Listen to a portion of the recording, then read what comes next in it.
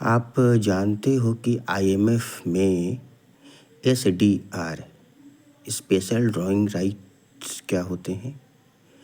अक्सर एग्जामिनेशन में इस तरह के क्वेश्चन पूछे जाते हैं। अगर आईबीपीएस का एग्ज़ाम है तो क्वेश्चन थोड़ा मुश्किल हो जाता है। तो पहले आपको ये समझना पड़ेगा कि ये एसडीआर क्या है। तो शुरू करते हैं। आईएमएफ की स्थापना 1944 में ब्रेटन वुड समिट से हुई थी और ब्रेटन वुड समिट में ही IBRD international bank for reconstruction and development बनाने का डिसीजन लिया गया, जिसे हम और आप वर्ल्ड बैंक कहते हैं।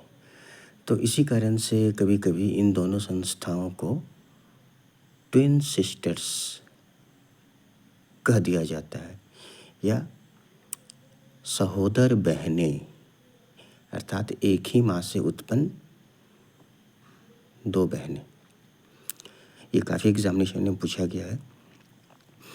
तो ऐसे तो आईएमएफ बहुत बड़ा चैप्टर है। यहाँ पर शॉर्ट वीडियो के फॉर्म में देख रहे हैं कि एसडीआर क्या होता है। तो आप इसको थोड़ा अलग तरीके से समझिएगा तो अच्छे से याद होगा।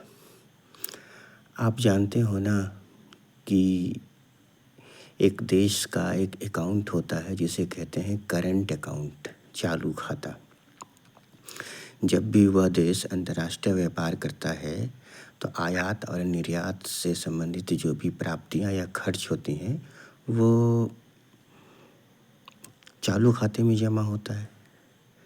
अब मान लो कि एक देश ज़्यादा मात्रा में आयात करता है, एक्सपोर्ट करता है और उसका निर्यात कम है, तब तो उसके करंट अकाउंट में कैड हो जाएगा, करंट अकाउंट डेफिसिट, चालू खाते का घाटा, जिसको हम ऐसा कह सकते हैं कि excess expenditure of foreign currency over receipt.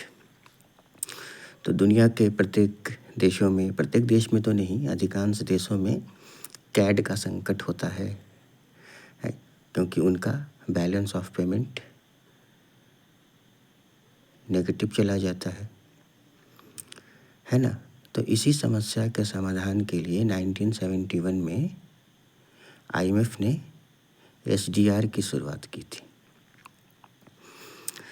तो एसडीआर अब है क्या, कैसे इसको समझेंगे?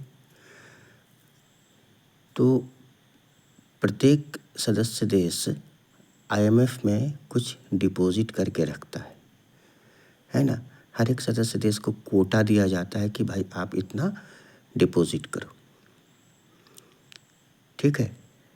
तो उसी कोटा के आधार पर उन देशों को एसडीआर का आवंटन होता है। अब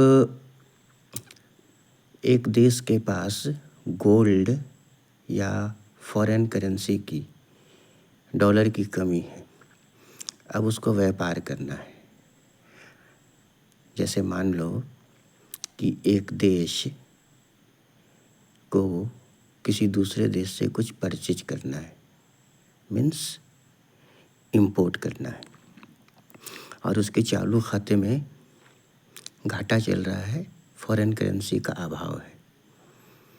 तब उस कंडीशन में वह देश आईएमएफ को बोलेगा कि देखो मेरा जो एसडीआर आपके यहाँ है उसका एक सर्टेन परसेंट आप उस कंट्री के नाम कर दो जिससे मैं ये इंपोर्ट कर रहा हूँ, खरीदारी कर रहा हूँ।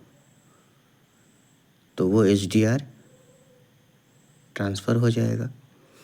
अब यहाँ पर आप ये मत समझिए कि करेंसी के फॉर्म में ट्रांसफ़र होगा,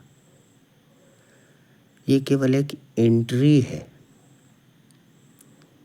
जैसे कॉमर्स में आप एंट्री पढ़ते हैं ना, तो ये केवल एक एंट्री है जिसमें एक्स कंट्री का एसडीआर का जो मात्रा है उसका कुछ पार्ट वाई कंट्री के नाम एंट्री कर दिया जाएगा।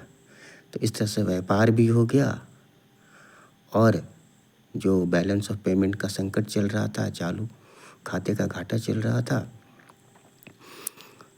उससे भी टेम्पररी समाधान मिल गया। तो यहाँ पर आपको ये ध्यान में रखना है कि एसएससीज और रेलवे जैसे एग्जामिनेशन में इससे तो बहुत कम क्वेश्चन आते हैं, छोटे अमाउंट में क्वेश्चन पूछे जाते हैं। लेकिन अगर आप आईबीपीएस, एसबीआई या RBI, grade B, NABARD, Exim bank जैसे एग्ज़ाम दे रहे हैं तो उसमें इसका करंट अफेयर्स काफ़ी पूछा जाता है।